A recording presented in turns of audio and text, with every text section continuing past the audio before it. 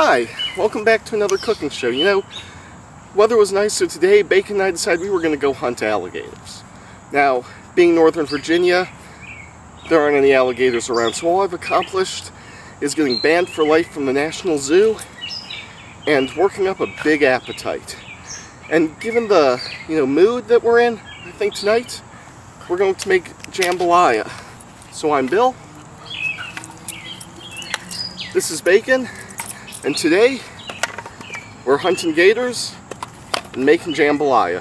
Come on, boy.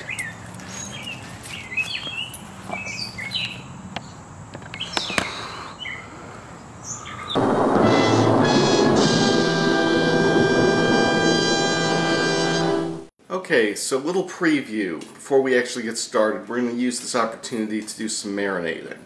So we're going to take 1 pound of raw chicken, finger licking good. And to that, we're going to add 1 pound of raw shrimp that have been shelled and deveined. You don't have to devein it, but if you think about what's in the veins, you really want to. So we take our chicken and our seafood, and we're going to take 2 tablespoons of either Cajun or Creole seasoning, add it in, and mix it together. Wait, Cajun or Creole? Is there a difference? Well, there might be, so to find out, we asked a noted historian. Historically speaking, the main significant differences between Cajun and Creole, well, they don't really matter all that much as long as the food tastes good. So there you have it. Now, as far as the cooking goes, we're going to be following more of a Creole tradition. In doing so, we're going to use tomatoes, and we're going to cook the vegetable first. In Cajun cooking, you don't really see tomatoes, and you don't really, and you cook the meat first. Now, I'm not going to pretend this is strictly Creole. A true aficionado would probably object. Then again, if you're learning to cook from some weird guy with a YouTube channel, you're probably not an aficionado. Anyhow, we're going to start with the Cajun or Creole Trinity. It's very similar to the French mirepoix. We're going to start with 1 yellow onion that we've diced. It's a medium to large onion. And we'll give this a second to start sauteing.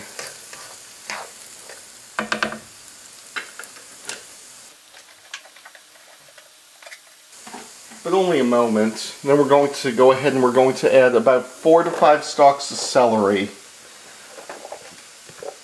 that we've sliced up, as well as 1 large green bell pepper.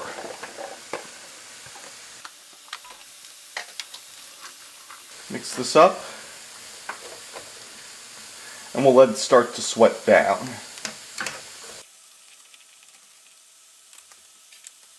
After even a few moments, go ahead and add about 5 to 6 cloves worth of minced garlic.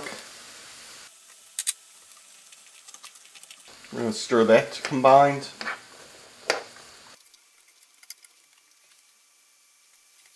As the onion is just starting to become translucent, this might be a good time to think about some other vegetables.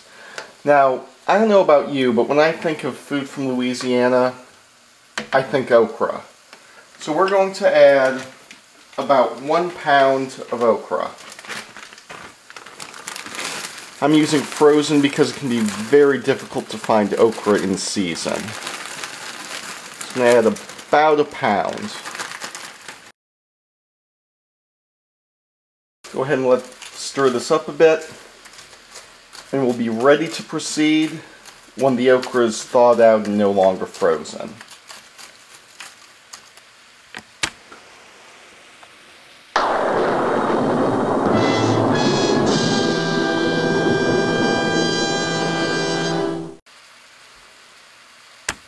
Okay, and you know you're ready to proceed when all your onion is translucent and when your okra start giving off its kind of gummy, gooey interior. Now, we're going to go ahead and we're going to add about 28 ounces of tomatoes. There's either 2 regular sized cans or 1 large sized can. as well as some seasoning. We're going to add a tablespoon of oregano, a teaspoon of cayenne pepper,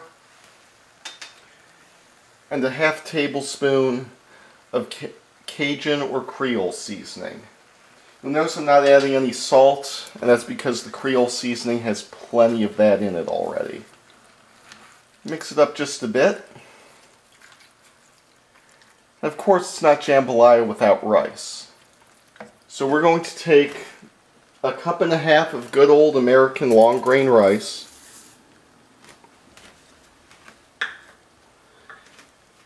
We're going to add it in.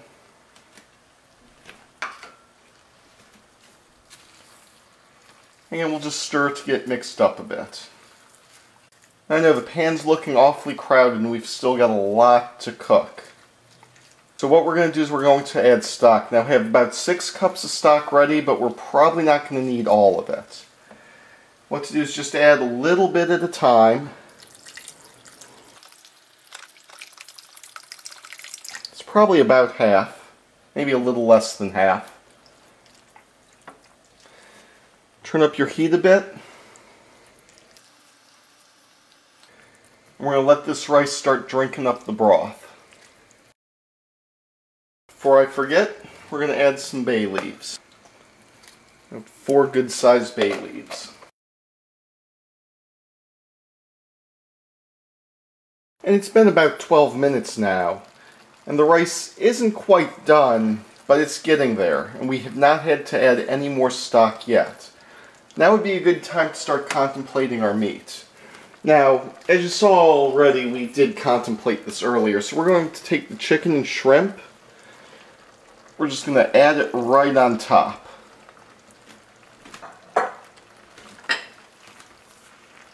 And by the time the shrimp is done, this whole mess should be done. Just stir it up a little.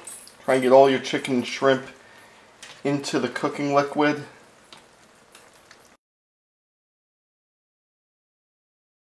It actually looks like it could use a little bit more stock, so we're going to add about a cup. Now you're probably wondering, wow, that's a lot of meat. Well, wait, there's more. One of the nice things about like the Cajun and Creole style cooking is that you get a good mix, and usually there's a representative from food that walks, food that flies, and food that swims. The 3 major food groups, in fact. So we've got the swimming shrimp and the somewhat flying chicken, but we could use a little bit of stuff that walks. So we're going to take about half a pound of smoked andouille sausage. Since it's smoked, it's already been cooked, so we can just leave this on top to come up to temperature. Now if you can't find andouille sausage, my first instinct would be to tell you to look harder. Second instinct would say go ahead and just use a regular smoked sausage. It'll be good. It won't be as good, but it'll still be good. That's a little more than half a pound of sausage. And we'll just continue to let this hold over medium heat until our shrimp is cooked through.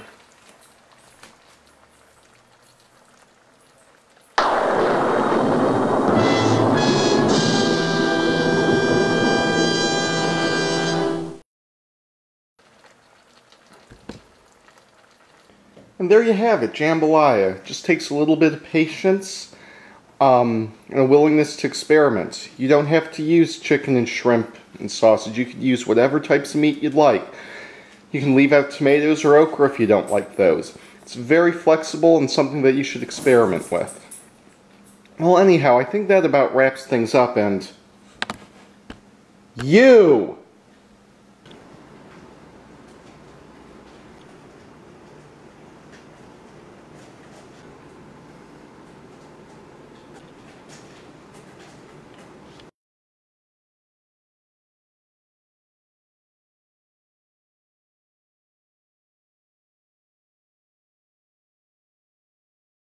So wait, you don't like watching swamp people? Why is that? Oh.